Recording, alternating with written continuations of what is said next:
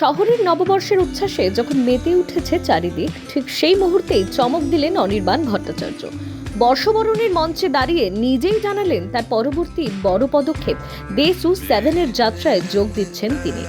উৎসবের আবহেই যেন মিলল টলিউডের নতুন উত্তেজনার বার্তা, যেখানে প্রত্যাবর্তনের ইঙ্গিতেই বাড়ছে দর্শকের প্রত্যাশা।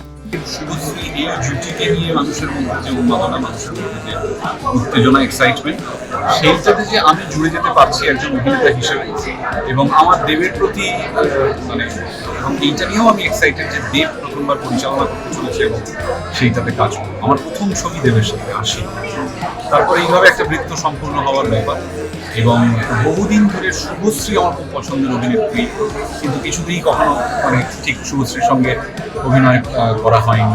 সেই সুযোগ এবারে আসতে চলেছে। তো অনেক কিছু নিয়ে দেশু 7 আমার কাছে খুব স্পেশাল, এবং আমার সম্পূর্ণ বিশ্বাস আছে দেবের ওপর এবং পুরো ক্রিয়েটিভ টিমের ওপরে যে একটা চমৎকার চরিত্র বা চমৎকার অভিনয়ের সুযোগ মাথায় রেখেই ও আমাকে ডেকেছে।